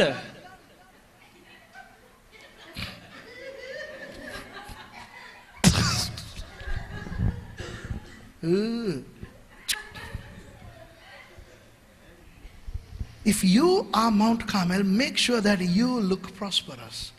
The way you talk, the way you walk, the way you dress, make it lush, make it green. விளங்குதா? நீங்க நடக்கும் போது பேசும்போது நடையுடை பாவனையில ஒரு செழிப்பு இருக்கட்டும். ඔබ ඇවිදින හැම එකම ඇවිල්ලා ඔබගේ සඵලත්වයක් තියෙන්න ඕන. හැසිරීම තුල සඵලත්වයක් තියෙන්න ඕන. உங்களுடைய வீடுகள் கர்மேல் மலைகளாக இருக்கட்டும். ඔබගේ නිවෙස් ඇවිල්ලා කර්මෙල් කඳු වගේ තිබුණද? ஒரு வீடுகளுக்குள்ளே நுழையும் பொழுது එක නිවසකට ඇතුළත් වෙනකොට அந்த குசினிக்கு அங்கால இருக்கிற கக்கூஸ் மனம் முன்னரைக்கு வரக்கூடாது. ඒ අර එළියේ කුස්සියට පිටිපස්සේ තිබෙනා වැසිකිළියේ මේ සුවඳ ඇවිල්ලා මේ ඉස්සරහට එන්න හොඳ නැහැ. விளங்குதா? கேட்டா பைப் உடைஞ்சுன்னு சொல்லிடக்கூடாது. ඇව්වනම් කියන්න හොඳ නැහැ මේ පයිප් එක කැඩිලා කියලා. விளங்குதா? தெரியுமா? வீட சுத்தமா வச்சிருக்கணும். නිවස පිරිසුදුව තබා ගන්න ඕන. ஜனங்களுக்கு வர ஆசைப்படணும். ජනතාව මෙන්ට වැසියන් එන්න කැමති වෙන්න ඕන. அதுதானே பிரச்சனையே. ඒකනේ ප්‍රශ්නේ. இதுகெல்லாம் வந்து பூந்துக்கிட்டா நமக்கு வாழ்றதுக்கு வீடு வேணானா? මේ ඔක්කොමලා ඇවිල්ලා මේක අසරින් ගත්තා නම් අපිට ජීවත් වෙන්න නිවසක් பால் விக்கிற வேலையில தேயிலை விக்கிற வேலையில வந்து உட்கார்ந்துக்கிட்டு தேத்தனி கொடுக்கணுமே. අද ඇවිල්ලා මේ එක එක වැඩ දාගෙන එනවා. ඒ ආපු ගමන් ඇවිල්ලා අපි வீட்டை තේරෙන්න ඕන. சுத்தமாக கர்மேல் மலையை போல வைத்துக்கொண்டு நோயின்றி போட் போட்டாலும் பரவாயில்லை. මේ ඔබලාගේ නිවෙස් ඇවිල්ලා කර්මෙල් කන්ද වගේ බලාගෙන හොඳට පිරිසුදු තබාගෙන මේකට ඇතුල් වෙන්න බෑ එපා කියලා බෝඩ් දැම්මත් කමක් නැහැ. අතුල්වීම தானாம்னு போட்டுக்கிறங்க. எவனும் வரதே வர. ஆனா வீட்டை ஒழுங்கா வச்சுக்கிறங்க. ඇතුල් වීම තහනම් කියලා දාන්න කිසිම කෙනෙක් ඇතුළත් වෙන්න ඕන. නමුත් නිවස හරියාකාරව තියාගන්න. முதலாவது பாடம். Okay, the first lesson you need to learn is that you need to make sure that these 11 acres that God has given you is lush and green and posh, and you yourself and your houses are kept immaculate like Mount Carmel. Okay? முதலாவது பாடம். விளங்கிச்சா? ප්‍රථම පාඩම. 11 acre காணியை ஒழுங்கா அழகா வச்சுக்கிறங்க. අක්කර 11 හරියාකාරව තියාගන්න. கர்மேல் மலையை போல வச்சுக்கொள்ளுங்க. உங்களுடைய வீட்டையும் உங்களையும் அதே மாதிரி வச்சுக்கொள்ளுங்க. ඒ වගේම ඔබත් ඒ වගේම ඔබලාගේ නිවසත් ඉතින් අලංකාරව තබා ගන්න. அடுத்தது මීළඟට வாசிங்க Song of Solomon. உன்னத பாட்டு 7ஆம் அதிகாரம் 5வது வசனம். සලමොන්ගේ ගීතිකාව 7:5. Song of Solomon chapter 7 and verse 5. இப்போ இத முழுக்க நீங்க வாசிச்சு பார்த்தா உங்களுக்கு தெரியும். මේක ඔබලාට මුළුමනින්ම කිව්වනම් තේරෙනවා. மணவாளன் தன்னுடைய மணவாட்டியை வர்ணிக்கிற ஒரு பாடல். මනමාලයා තමන්ගේ මනමාලිය වර්ණනා කරන්නා වූ එක ගීතයක්. அதை வாசிக்கும் போது யாரும் கடப்புளித்தனமா நினைக்க கூடாது. ஓகேயா? ඒක කවුරු හරි කියවනකොට මේ කැත විදියට කඩප්පුලි විදියට හිතන්න හොඳ නැහැ. ஆவிக்குறி ரீதியாய் பார்க்க வேண்டும். මේක ආත්මික වශයෙන් බලන්න අවශ්‍යයි. சபை அல்லது தேவராஜ்யம் மனவாட்டி. සභාව නැත්තම් දෙවියන් වහන්සේගේ රාජ්‍ය නැත්තම් මනමාලිය. இயேசு மனவாளன். යේසුස් වහන්සේ මනමාලයා. இயேசு தன்னுடைய மனவாட்டியை வர்ணிக்கிறார் என்று நினைத்துக் கொள்ளுங்கள். යේසුස් වහන්සේ තමන්ගේ මනමාලිය වර්ණනා කරනවා කියලා හිතේ තියාගන්න. You know, Song of Solomon is a beautiful song. It's a spiritual analogy to show the love between Jesus and his church. It's a prophetical, beautiful psalm, okay? Now, don't read it in an uncouth manner, but if you read this verse, this section, you would see that Jesus is describing his bride, okay? அதில் 5வது வசனம் சொல்லுகிறது, හත්වෙනි පරිච්ඡේදයේ 5වෙනි පදේ කියනවා. verse 5 says, your head upon you is like Carmel. Ooh. வாசிங்க. නුඹ මතුවේ තිබෙන නුඹේ සිරස කර්මෙල් කන්ද මෙන්ය. ඇති. உன் சிரசு கர்மேல் மலையை போல் இருக்கிறது. உடம்புல எத்தனை உறுப்பு இருக்கு? தலையில இருந்து கால் வரைக்கும் நிறைய அங்கங்கள். සිරසේ ඉඳලා දෙපා වෙනකල් ඇවිල්ලා අපේ ශරීරයේ බොහෝ අංගයන් තිබෙනවා. There are so many organs from the crown of our head to the tip of our toe. Okay? அதுல எது ரொம்ப முக்கியமானது நீங்களே சொல்லுங்க ඒනේ பாக்கலாம். ඉතා වැදගත් වෙන්නේ කුමක්ද කියලා කියන්න බලන්න. எனக்குனா மூக்கு. දේවදාසට ඇවිල්ලා නහයලු. அடுத்தது மீசை. அப்படியா? ඊළඟට රැවුල ඒකද? தலை தானே. හිසනේ වැදගත් වන්නේ. போற இடெல்லாம் தலைய ஸ்ட்ரைட் பண்றான், அப்புறம் கேர்ள் பண்றான், அயன் பண்றான்டா. යන්න යන තැන්වල ඇවිල්ලා කොණ්ඩේ ස්ට්‍රේට් කරනවා, අයන් කරනවා, රෝල් කරනවා. இருக்கிறத பிரவுன் ஆக்குறாங்க. මේ කළු වෙලා තියෙන එක දුඹුරු පාට කරනවා. பிரவுனா இருக்கிறத கருப்பாக்குறாங்க. දුඹුරු ඒවා කළු කරනවා. வெள்ளைய மறைக்கிறான், சுது கேஸ் மகானவா, ஆனா வெள்ளையையும் அடிச்சுக்கிறான். නමුත් සුදුත් ගානවා. சில பேர் வந்து அந்த நரி மேல கோலம் போட்ட மாதிரி எல்லாம் பண்ணிக்கிறான். සමහර අය මේ නරියාගේ උඩ මේ මේක එක පාට ගාවගේ එක එක දේවල් ඇඳ ගන්නවා. சில பேர் வந்து அந்த நாய்க்குட்டி படுத்துக்கிற மாதிரி நடுவுல வச்சிருக்கான். සමහර අය මේ බලු පැටව තියන් ඉන්නවා වගේ එක දේවල් තියන් ඉන්නවලු. சில பேர் சாரப்பாம்பு தலையை சுத்தி இருக்கிற மாதிரி வச்சிருக்கான். ஐயோ இந்த தலையா போட்டு பண்ற கூத்து இருக்கே. සමහර අය මේ ගැරන්ඩිය තියාගෙන ඉන්නවා වගේ එක ඩිසයින් දාගන්නවා. මේ ඔළුව තියාගෙන දෙන වදයක් මේ ඔළුවට. How many fashions people are employing to the head? Why? Because that's the top and that's what people see. இதுதான் எல்லாருக்கும் தெரியுது, இததான் வச்சு கூத்தாடுறாங்க இல்லையா? මේක තබාගෙන තමයි හැම දෙනෙක්ම මේම විගඩම් නටන්නේ. அப்ப தலையை அந்த ஒரு பெண்ணை பார்த்து දැන් ඒක කාන්තාවක් බලලා தலையை தான் முதலாவது வர்ணிக்கிறார். தலையை வர்ணிக்கும் මේක போது තරුණයක් බලලා ඇවිල්ලා ප්‍රථමයෙන් වර්ණනා කරන්න ඇවිල්ලා මේ තමන්ගේ තිබෙනව හිස. உன் தலை கர்மேலை போல இருக்கிறது என்றால் கர்மேல் எப்படி என்று நினைத்து பாருங்க. නුඹේ හිස ඇවිල්ලා කර්මේල් කන්ද වගේ කියලා කියවන හිතලා බලන්න කර්මේල් කන්ද කොයි වගේක්ද இப்ப நீங்க யாராவது பிரதர்ஸ், நீங்க யாராவது லவ் பண்ணும்போது டார்லிங் உண்ட இந்த ஏரியா சீகிரிய மாதிரி இருக்குன்னு சொல்றீங்களா? දැන් තරු අපේ ඇවිල්ලා මේ බ්‍රදර්ස්ලා ඇවිල්ලා මේ කවුරු හරි කෙනෙක් ආදරය කරනකොට මේ ඔළුව බලලා කියනවාද ඔයාගේ ඔළුව මෙතන සීගිරිය වගේ තියෙනවා කියලා. சீகிரிய இப்படி தானே இருக்கும்? இல்ல தானே? එහෙම නෙවෙයිනේ. அப்போ இயேசு தன்னுடைய மனவாட்டியை பார்த்து சொல்கிறார், உன் தலை கர்மேலை போல இருக்கிறது. එහෙමනම් යේසුස් වහන්සේ තමන්ගේ මනමාලිය බලලා කියනවා ඔහු ඒ තරුණයාගේ හිස ඇවිල්ලා කර්මේල් කන්ද වගේ තියෙනවා කියලා. For Jesus to say that your head, my love, looks like Mount Carmel, you know, the Mount Carmel is like a head. கர்மேல் மலை ஒரு தலையை போன்றது. ඒ කියන්නේ කර්මේල් කන්ද කියන්නේ එක හිසක් වගේ. ஒரு முக்கியமானது. ඉතින් වැදගත් දෙයක්. தலை எப்படி மனுஷனுக்கு முக்கியமோ அந்த மாதிரி கர்மேல் மலை இஸ்ரவேலுக்கு முக்கியம். ஓகேயா? එක මිනිහෙකුට කෙසේද තමන්ගේ හිස වැදගත් වෙන්නේ ඒ වගේම ඊශ්‍රායල්ට කර්මේල් කන්ද වැදගත් වෙනවා. அப்படினா இந்த 11 ஏக்கர் காணியம் இலங்கைக்கு அதே மாதிரி முக்கியம். ஓகேயா? එහෙනම් මේ ලංකාවට ඇවිල්ලා මේ අක්කර 11 ඉතා වැදගත් වෙනවා. ආමෙන්. Okay, just as the head is important to a human being, the Mount Carmel is important to Israel, and these 11 acres is important to Sri Lanka. Do you agree? Wow. அப்படினா நீங்கள் එහෙනම් නුඹලා நீங்களும் கர்மேல் மலை என்றால், ඔබලත් කර්මෙල් කඳු නම්, நீங்கள் வாழுகிற வீடும் கர்மேல் மலை என்றால், ඔබලා ජීවත් වෙන්නව නිවස කර්මෙල් කන්ද නම් அது முக்கியமானது. ඒක ඊට වැදගත් වෙනවා. மற்றவன் உங்களை பற்றி என்ன சொன்னாலும் பரவாயில்லை. අනිත් අය ගැන මොනවා කිව්වත් කමක් නැහැ. உங்களை குறித்து உங்களுக்கு என்ன தோன்றினாலும் பரவாயில்லை. නුඹ ගැන නුඹට මොනවා හිතුණත් කමක් නැහැ. நீங்கள் அந்த கர்மேல் மலையை போல முக்கியமானவர் என்று ஆண்டவர் சொல்லுகிறார். නුඹලා ඇවිල්ලා අර කර්මෙල් කන්ද වගේ ඊට වැදගත් අය කියලා දෙවියන් වහන්සේ කියනවා. It doesn't matter what others tell about you. It doesn't matter how you feel about yourselves. For the Lord, you are as important as Mount Carmel. Okay? இது தெரிஞ்சிருச்சா முந்தி? මේක කලින් දැනගෙන හිටියද? இன்னைக்கு தெரிஞ்சுக்கிறீங்க. අද දැනගන්න. முக்கியமானவர்களாக நடந்து கொள்ளுங்க. ඊට වැදගත් අය ලෙස හැසිරෙන්න. If you didn't know this before, and if you know it, now that you know it, behave like that. ஒரு ரகசியத்தை சொல்லவா? ඒක රහසක් කියන්නද? எனக்கே இப்பதாண்டி அது தெரியுது. දේවදාසයට දැන් තමයිලු දන්නේ. விளங்குதா?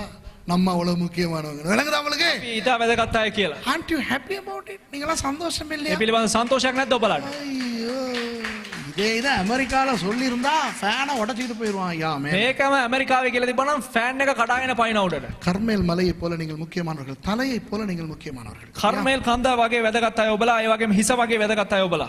அடுத்து சொல்லுகிறேன். ඊළඟ එක කියන්න. 1 சாமுவேல் 25:2 வாசியுங்கள். 1 සාමුවෙල් 20 பஹே දෙක. Let's turn to 1 Samuel chapter 25 and verse 2. I'm going to talk about a certain man who lived in Mount Carmel. கர்மேலிலே வாழ்ந்த ஒரு மனுஷனை பற்றி நான் பேச போகிறேன். කර්මේල් කන්ද ජීවත් වුණා එක මිනිහෙක් ගැන කතා කරන්න යනවා. இரண்டாவது வசனம் வாசிங்க பார்க்கலாம். 25:2. Let's read verse 2 of chapter 25. There was a man in Maon whose possessions were in Carmel, and the man was very great, and he had 3,000 sheep and 1,000 goats, and he was shearing his sheep in Carmel.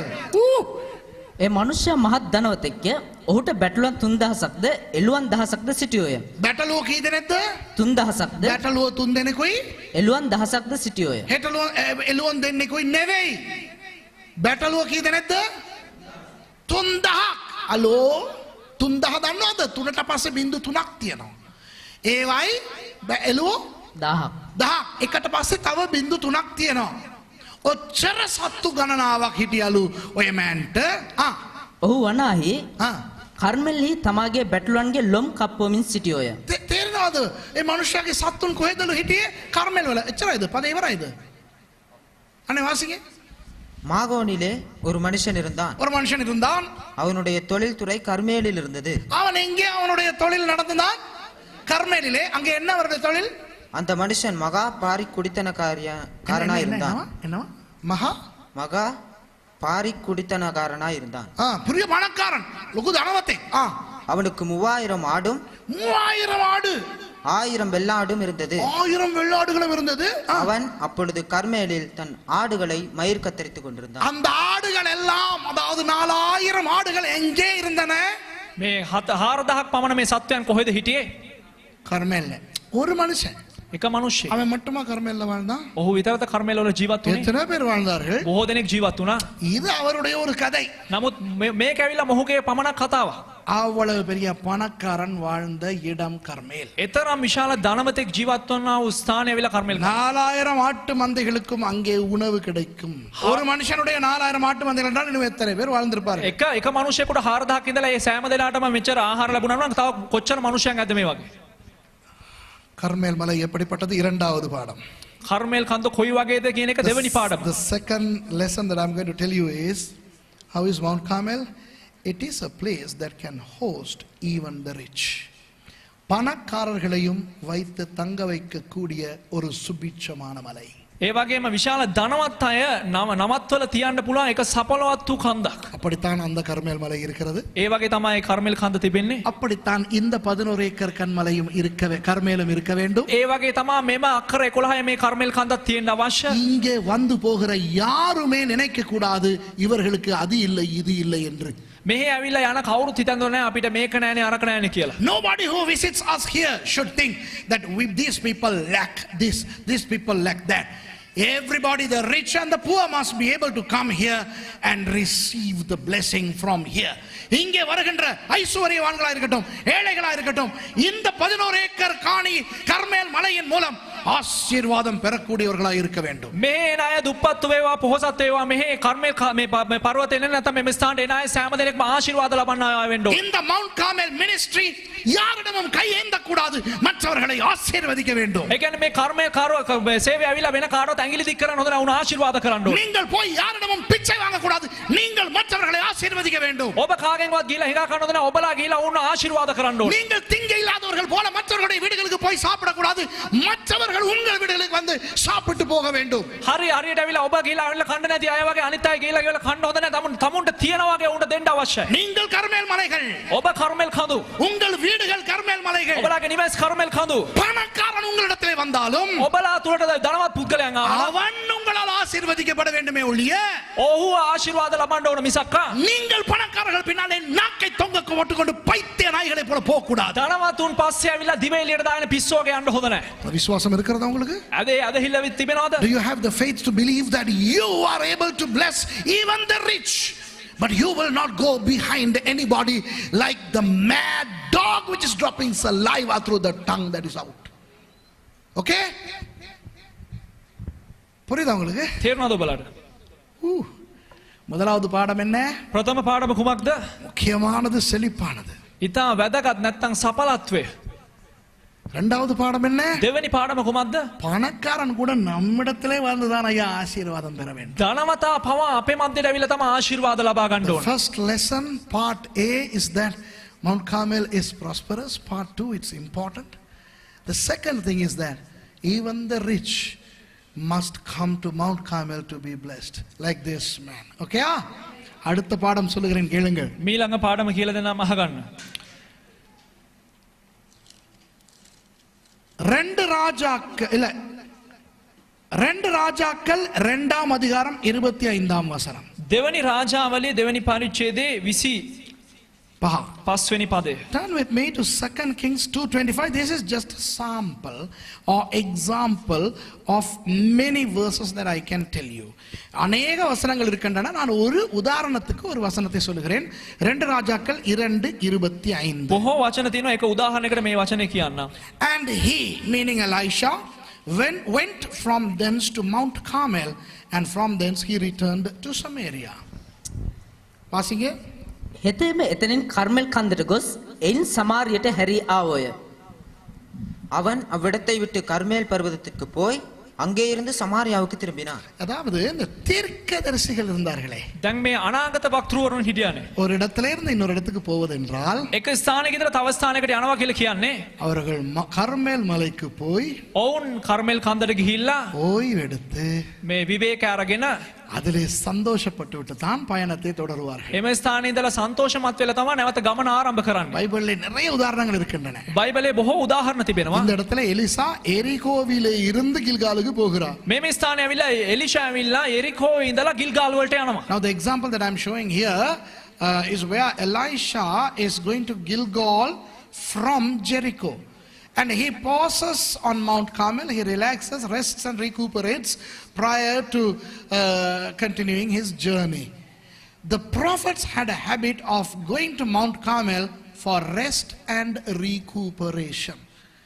தீர்க்கதரிசிகள் கர்மேல் மலைக்கு போவது ஒரு வழக்கமாக இருந்தது. අනාගත වක්තෘවරුන් කර්මෙල් කන්දට යෑම එක පුරුද්දක්ව තිබුණා. ஓய்வு எடுக்கவும், තමන්ට විවේක ගන්නත්, இழந்த சக்தியை மறுபடி எடுத்துக்கொள்ளவும், புத்துணர்ச்சி பெறவும். ඒ වගේම වැය වුණා වූ ඒ තමන්ගේ ශක්තිය නැවත ලබා ගන්නත් නැත්නම් තමාව ප්‍රතිසංස්කරණය ගොඩනගා ගන්නත්. இஸ்ரவேல் போயிருந்த சமயத்திலே கடந்த மாதம் පසුගිය මාසේ මම දේවගතේ ඉස්රායල් වලට ගිහිලා ඉන්නකොට களைத்து போய் ஒரு இடைப்பட்ட பகல் நேரத்திலே தான் கர்மேல் மலைக்கு போனோம். මහන්සි වෙලා එක දහවල් කාලයක තමයි මේ කර්මෙල් කන්දට ගියේ. அந்த கர்மேல் மலையிலே ஒரு இடத்துல நான் நின்ற பொழுது ඒ කර්මෙල් කන්දේ එක ස්ථානයක හිටගෙන ඉන්නකොට போகும்போதே கஷ்டமா இருந்துச்சு ஏறுறதுக்கு. ඒකට මේ නගිනකොට ඉතා අමාරුවෙම තිබුණා. ஆனால் அங்கே போன பொழுது නමුත් එමෙ ස්ථානෙට ගියාට පසුව காற்று வந்து உடம்பிலே பட்டு අර හුළඟ ඇවිල්ලා ඇඟේ වදින විට அழகான பூக்கள் எல்லாம் அப்படியே நான் வீடியோ எடுத்தேன். எல்லாவற்றையும் பார்க்கும்போது ඉතා මේ ලස්සන මේ මල් හැම දෙයක්ම බලනකොට ஒரு 15-20 நிமிஷங்களிலே එක විනාඩි 15ක් 20ක් අතර තුල කාලයකදී நன்றாக ஓய்வெடுத்து குளித்து அப்படியே ஃப்ரெஷ்ஷாக எழும்பின ஒரு உணர்வு எனக்கு வந்தது. හොඳට ඇවිල්ලා මේ නාලා හොඳට විවේක අරගෙන නිදාගෙන නැගිට්ටා වගේ කියන නැවුම් භාවයක් මට දැනුණා. I was tired like a mad dog when we went to Mount Carmel after lunch on that day last month.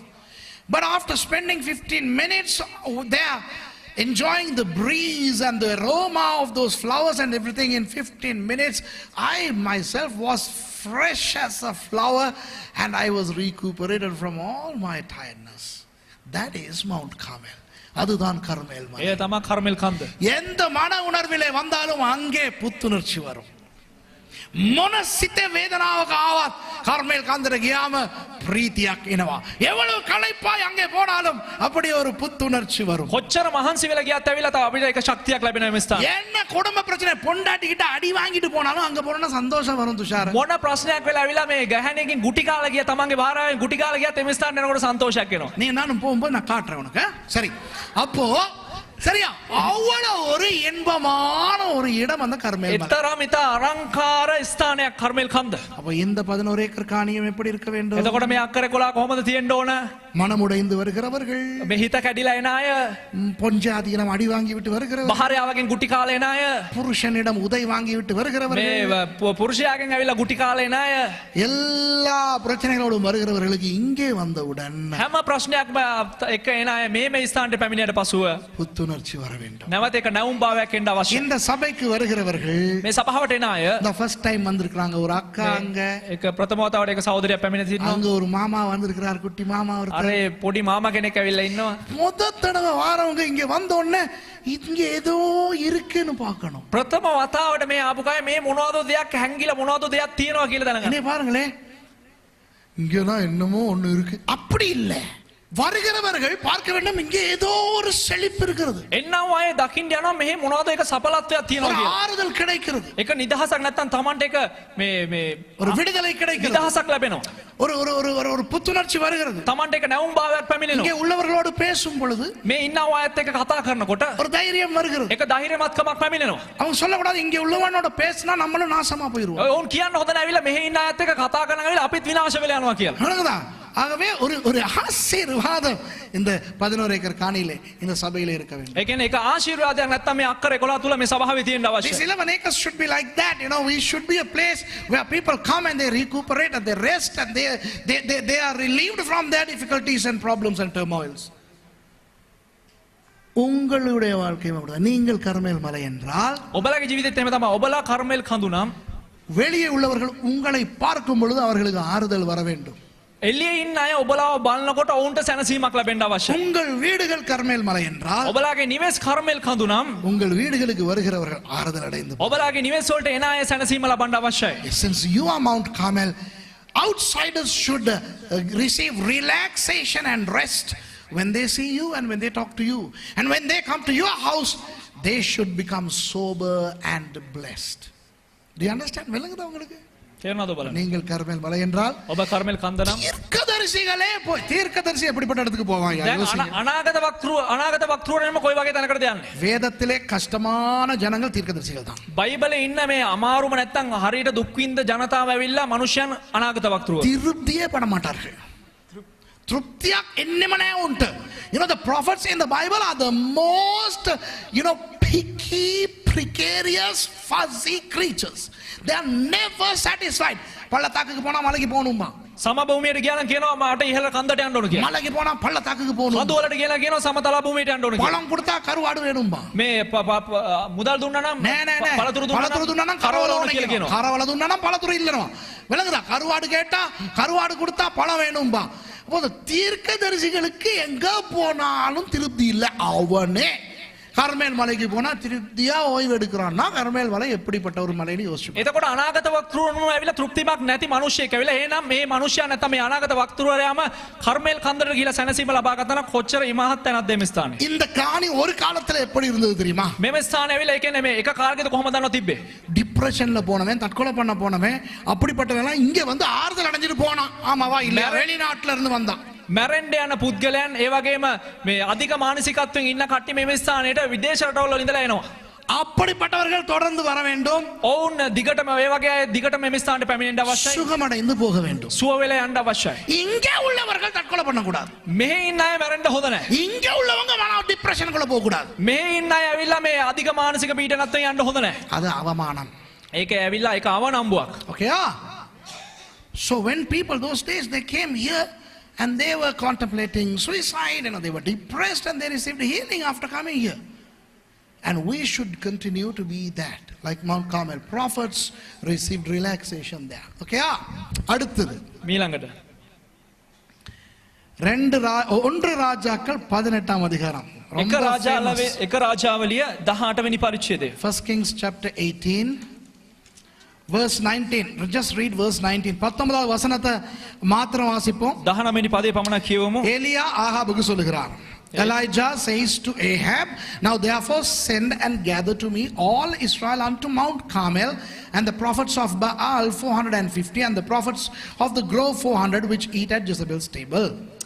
ඉතින් දැන් පණිවිඩයවා සියලු ඊශ්‍රායල් වලද බාල්ගේ ප්‍රොපේතවරුන් 450ද යෙෂබෙල්ගේ මේසේ කන අශේරිය ප්‍රොපේතවරුන් 400 දෙනාද මා ළඟට කර්මෙල් කන්දර රැස් වෙන්නයි කීවේය. இப்போதும் கர்மேல் பர்வதத்திலே இஸ்ரவேல் அனைத்தையும் பாகாலின் தீர்க்கதரிசிகள் 450 பேரையும் யெசபேலின் பந்தியிலே சாப்பிடுகிற தோப்பு விக்கிரகத்தின் தீர்க்கதரிசிகள் 400 பேரையும் என்னிடத்தில் கூட்டிக் கொண்டு வர ஆட்களை அனுப்பும் என்றான். எலியா சொல்லுகிறார் ஆகாப் ராஜாவை பார்த்து, එලියා කියනවා ආහාබ් රජතුමාව බලලා இந்த தேசத்தை விக்கிரக ஆராதனைக்கு உட்படுத்தின அந்த பாகாலின் தீர்க்கதரிசிகளையும் அஷ்டரோத்தின் தீர்க்கதரிசிகளையும் கர்மேல் மலைக்கு கொண்டு வா. මේ දේශයේ රූප නමස්කාර කරන්න සලස්වන්නා වූ ඒ බාල්ගේත් ඒ වගේම අහශ්වෙරෝෂ්ගේත් ඒ පූජකයන් සියලු දෙනාම රැගෙන එන්න කියලා කියනවා කර්මෙල් කන්දට. ஆண்டவரை விட்டுவிட்டு விக்கிரகங்களுக்கு ஆராதனை செய்கின்ற இஸ்ரவேல் ஜனங்களையும் கர்மேல் மலைக்கு கொண்டு வா. දෙවියන් වහන්සේව අතහැරලා රූප වලට නමස්කාර කරන්නා වූ ඒ සෙනගත් රැගෙන එන්න කියලා කියනවා කර්මෙල් කන්දට. ஏன்? ඇයි? அங்கே வைத்து அங்கே ஒரு போட்டி வைப்போம். එම ස්ථානයේ තියලා එක තරඟයක් තියමු. அந்த அவர்களும் அவர்கள் தெய்வங்களுக்கு பலியிட வேண்டும். ඔවුන් ඔවුන්ගේ දෙවියන්ට පූජාවන් දෙන්න අවශ්‍යයි. நானும் என் தேவனுக்கு பலியிடுவேன். මම මගේ දෙවියන් වහන්සේට පූජාවක් දෙනවා. எந்த பலியை எந்த தெய்வம் ஏற்றுக்கொள்கிறதோ அதுதான் உண்மையான தெய்வம். කොයි පූජාවද කොයි දෙවියන්ද ඒක පිළිගන්නේ ඒක තමයි අවංක දෙවියන් වහන්සේ. Elijah told King Ahab, now bring all the prophets of Baal and the prophets of Ashtaroth who have duped the minds of the Israelites and forced them into idolatry, and bring all the Israelites who are now idol worshippers onto Mount Carmel, and let's have a test. I will offer a sacrifice to my God. Let them offer a sacrifice to their God. Whichever God receives the offering is to be the true and living God. Okay? It so transpired subsequently. அது நடந்தது. ඒක සිද්ධ වුණා. என்ன நடந்தது? මොකද සිද්ධ වුණේ? எலியாவின் ஆண்டவர், நம்முடைய ஆண்டவர் அந்த பலியை அங்கீகரித்தார். එලියාගේ දෙවියන් වහන්සේ නැත්නම් අපේ දෙවියන් වහන්සේ ඒ පූජාව පිළිගත්තා. எங்களுடைய கர்மேல் பர்வத ஊழியங்களின் பிரதான வசனம் என்ன தெரியுமா? අපේ කර්මේල් පර්වත මේ සේවය ඇවිල්ලා ප්‍රධාන වචනේ කුමක්ද Do you know දන්නවද? the key Bible verse of the Mount Carmel ministries? 1 Kings 18:38. And the fire of the Lord fell and burned up the sacrifice.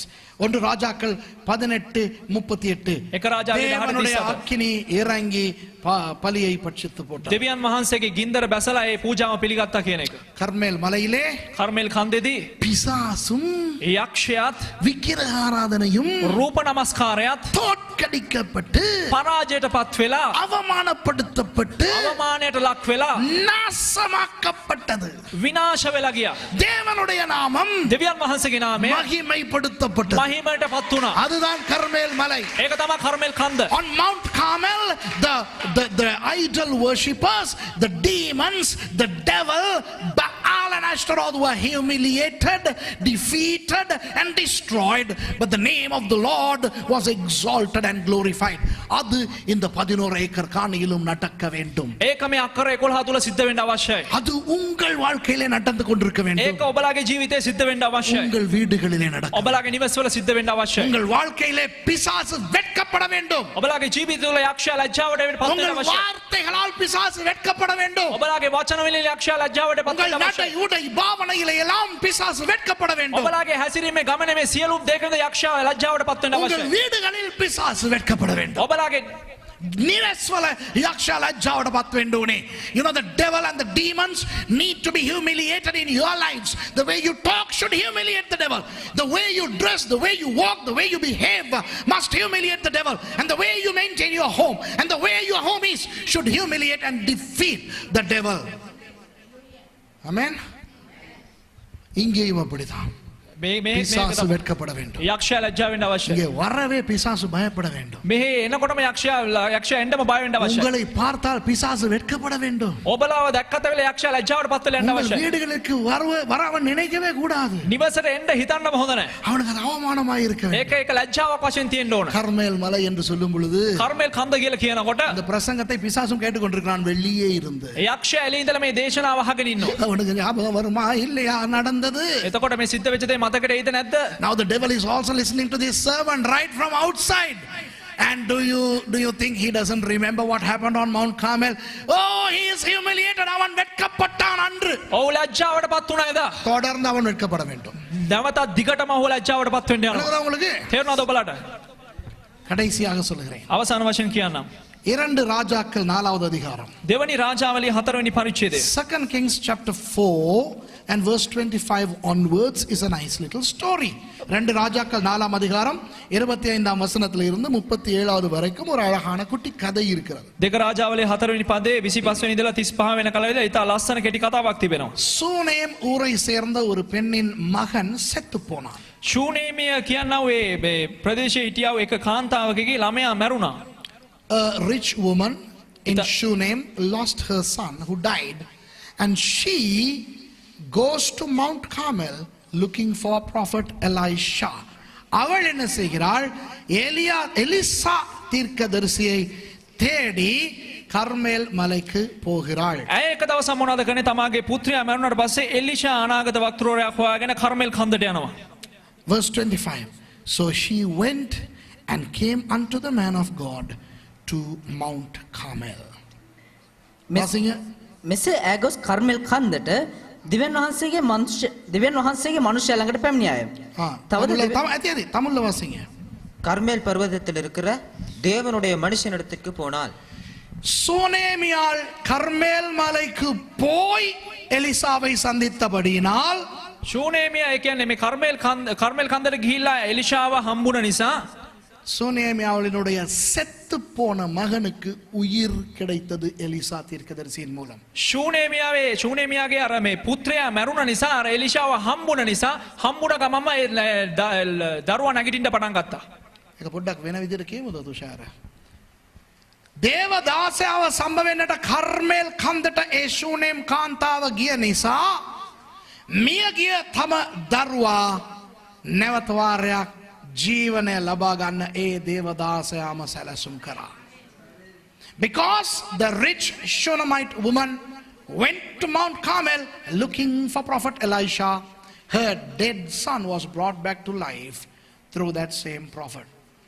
சூனேமியாள் என்பவள் ஒரு பெரிய கோடீஸ்வரி. ශූනේමිය කියන කාන්තාව ඉතා ධනවත් කාන්තාවක්. பெரிய பணக்கார புருஷன். ඉතා වැදගත් මේ தனවත් சுவாமி පුරුෂයෙක් හිටියා. இடம் கடன் තිබුණා, நிறைய காணி பூமி எல்லாம் இருந்தது. හොඳ ධනවත් වත්කම් තිබ්බා, ඉඩම් කඩම් තිබ්බා.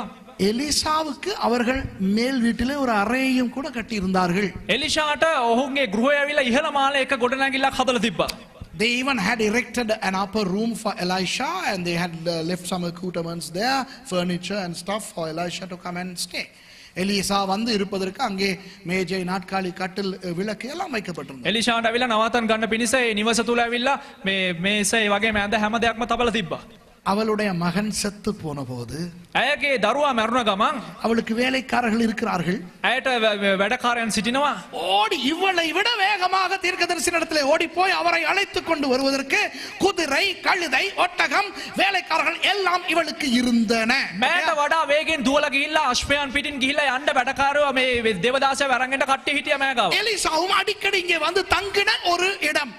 එලිෂා ඇවිල්ලා නිතරම ඇවිල්ලා මේ නිවසට ඇවිල්ලා නවතන් ගන්නවා. தன் மகன் செத்து போனவுடன் තමාගේ දරුවා මැරුණ ගමන් இவள் வேலைக்காரர்களை அழைத்து මෑ මේ වැඩකාරයන්ට කතා කරලා குதிரைகளை கொடுத்து ආශ්‍රයාව දීලා கர்மேல் மலைக்கு ஓடி போய் எலிசாவை அழைத்து வாருங்கள் என்று சொல்லவில்லை. ඉක්මනටම දුවලා ගිහිල්ලා එලිෂාව අඬ ගහගෙන එන්න කියලා කිව්වේ නැහැ. அவர் இங்கே வந்து போகிறவர் தானே, එයා මෙහෙට අවිල්ල යන அவர் එක්කනවනේ. இங்கே வரட்டும் என்று சொல்லவில்லை. එයා මෙහෙට ආපුදෙන් කියලා කිව්වේ නැහැ. இவள் ஏறி அந்த தீர்க்கதரிசனிடத்திலே போனபடியினால் මෑ ඒ නැගලා ඒ අනාගත වක්තෘවරයා ගාවට ගිය නිසා இவளுடைய செத்து போன மகனுக்கு உயிர் கிடைத்தது. මෑගේ මැරුණා වූ දරුවාට නැවත ජීවනය ලැබුණා. The Shunammite woman was a rich woman. Her husband was a wealthy man who had a lot of land and beasts and cattle. And this woman had also erected an upper room for Elisha. Elisha came there quite often and stayed there. So when the son died, she easily could have summoned her servants and told them to take horses and donkeys, go to Mount Carmel, bring the prophet because there is a problem. But rather, she rode a donkey to Mount Carmel, met the man of God, and she received the blessing of her son being brought back to life. அன்பானவர்களே, ප්‍රේමන්තේනි ஊழியக்காரர்கள் இங்கே இருக்கிறார்கள். දේවදාසයන් මෙහි සිටිනවා.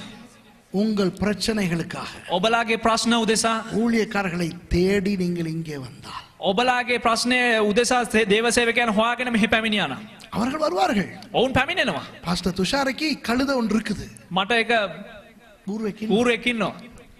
ஹொண்டாவா Suzuki என்னது Kawasaki என்ன சாமா டிஸ்கவரிங்கிற பேர்ல ஒரு கழுதை இருக்குது. ඩිස්කවරි කියන නමින් එක ඌරුවෙක් ඉන්නවා. அவரும் வந்து போகலாம்.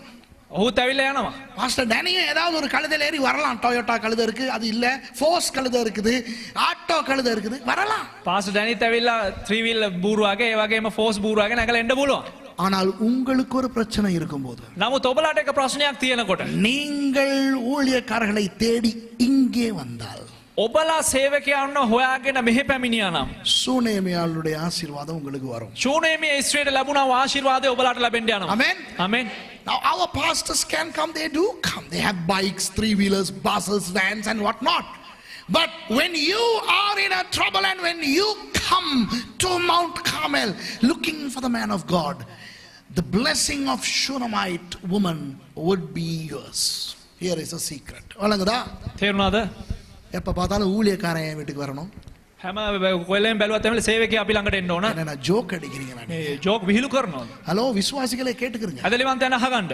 உங்கள் வீட்டுக்கு இவர் வருவது, ඔබලාගේ නිවසට ඇවිල්ලා දේවසේවකයෙක් පැමිණෙනකොට உங்கள் வீட்டுக்கு அந்த பாஸ்டர் வருவது, පාස් ඩැනි පැමිණෙනකොට உங்கள் வீட்டுக்கு பாஸ்டர் ராஜா வருவது, පාස් රාජා පැමිණෙනකොට ඔබලාගේ නිවස වලට உங்கள் வீட்டுக்கு நான் வருவது, මේ දේවදාසයා ඔබලාගේ නිවස වලට පැමිණෙනකොට இதெல்லாம் உங்களுக்கு கிடைத்த பாக்கியம். මේ සියලු දෙයක්ම ඔබලාට ලැබෙන්නා වූ භාග්‍යයක්. ஊழியக்காரன் உங்கள் வீட்டுக்கு வர தேவையில்லை. සේවකයන් ඇවිල්ලා නිවෙස් වලට එන්න අවශ්‍ය නැහැ. பைபிளின் படி நீங்கள் தான் அவர்களை தேடி போங்க. බයිබලයේ අනුව ඇවිල්ලා ඇදහිලිවන්තයන් තමයි දේවදාසයන් இன்றைக்கு හොයාගෙන. அநேகருடைய வாழ்க்கையிலே சூனேமியாளினுடைய ஆசீர்வாதம் இல்லாததுக்கு காரணம் அவர்கள் கர்மேலை தேடி போவதில்லை. ඒ නිසා අද බොහෝ දෙනෙක්ගේ ජීවිතේ ඇවිල්ලා ශූනේමිය ස්ත්‍රියට ලැබුණා වූ ආශිර්වාදය නැති වෙන්න හේතුව ඔවුන් කර්මෙල් කඳ හොයාගෙන යන්නේ නැති නිසා. கிறிஸ்தவ சபைகளிலே இன்றைக்கு ஊழியக்காரர்கள் விசுவாசிகளை கெடுத்து வைத்திருக்கிறார்கள். ඒ කියන්නේ අද ක්‍රිස්තියානි සභාව ඇවිල්ලා සේවකයන් ඇවිල්ලා ඇදහිලිවන්තයන්ව නරක කරලා දීලා තියෙනවා. Pastors have sort of, narakaranifying the believers. How do you say that? They have spoiled the believers by going there and showing that they are important. I'll tell you something. நான் ஒரு விஷயம் சொல்ல එක දෙයක් කියන්නද? விசுவாசிகள் முக்கியம்தான், ඇදහිලිවන්තයන් වැදගත් තමයි. அதை விட ஊழியக்காரன் முக்கியம். ඊට වඩා සේවකයා වැදගත්. விளங்குதா? තේරුණාද? விளங்குதா? තේරුණාද? ஆகவே ஊழியக்காரர்கள் உங்கள் வீட்டுக்கு வருவதை பாக்கியமாக எண்ணுங்கள். ඒ නිසා සේවකයන් ගෙදරට පැමිණෙන එක ඉතා භාග්‍යයක් කියලා හිතන්න. வர்ற நேரம் பார்த்து கட் அடிச்சிட்டு பின் கதவால ஓடாதீங்க. එන එක වෙලාව බලලා ඇවිල්ලා ඉස්සරහා දොරෙන් ගිහලා පිටිපස්ස දොර වහගෙන යන්න එපා. நோண்டி இல்லாம மாறாதீங்க இவங்க வர்ற டைம். කිසිම මේ ලැජ්ජාවක් නැතුව නෝන්ඩි නැතුව මාරු වෙන්න එපා එන වෙලාවට. நாசமா போயிருவீங்க. විනාශ වෙලා යයි. சரியா? ஊழியக்காரர்கள் வருவது உங்களுக்கு ஒரு பாக்கியம். සේවකයන් පැමිණෙන එක එක භාග්‍යයක්. ஐயா சொல்லாம வந்துட்டீங்க. අයි කියන්න නැතුව ආවේ. அந்த விளையாட்டுல நான் சொல்லாம வந்தாலும் ஆசீர்வாதம் தான். ඒක මේ කියන්න නැතුව ආවත් ආශිර්වාදේ තමයි. முன்னெச்சரிக்கை சொல்லாம திடீர்னு பாக்கெட்ல இந்த கையை போட்டு 1 லட்சம் ரூபாய் கொடுத்தா வாங்க மாட்டீங்களோ? කලින් කියන්න නැතුව සාක්කුවට අත දාලා අරන් කවුරුහරි ලක්ෂයක් දුන්නා නම් ඔයගොල්ලෝ ගන්න නැද්ද? නෑ කලින් කියන්න තිබ්බනේ එනකොටම මම එපා කියලා කියයිද? என்ன நான் 1 லட்சம் ரூபாய் திடீர்னு கொடுக்குறேன், நீங்க முதல்ல சொல்லல தானே நான் எடுக்க மாட்டேன்னு சொல்றீங்களா? அக்கத்தை உங்க போட்டுக்கிட்டு எடுத்துட்டு போவோம். දිව එළියට දාගෙන අරගෙන යනවා. அதுபோல ஊழியக்காரன் உங்கள் வீட்டுக்கு சொல்லாமல் வந்தாலும் ஆசீர்வாதம், சொல்லிவிட்டு வந்தாலும் ஆசீர்வாதம், தேவதாஸ் எப்படி வந்தாலும் ஆசீர்வாதம். දේවදාසයන් නුඹලා ගෙදරට කියලා කියන්නේ නැතුව කොහොම ආවත් ආශිර්වාදයි. உங்களுக்கு ஒரு தேவையா? ඔබලට ඒක අවශ්‍යතාවයක්ද? உங்களுக்கு ஒரு ஜெபம் தேவையா? ඔබලට ඒක යාඥා අවශ්‍යතාවයක්ද? சூனேமியாளை போல நீங்கள் வர வேண்டும். ශූනේමි ස්ත්‍රිය වගේ නුඹලා එන්න අවශ්‍යයි. உங்களுக்கு ஆசீர்வாதம். එතකොට තමයි ආශිර්වාදය If ලැබෙන්නේ. you need blessings from the man of God, you need to come to Mount Carmel like the Shunammite woman and you shall be blessed. பிரசங்கம் முடிந்தது. எங்கே திரும்ப சொல்லுவோம் பாப்பா என்ன நடக்கிறது என்று.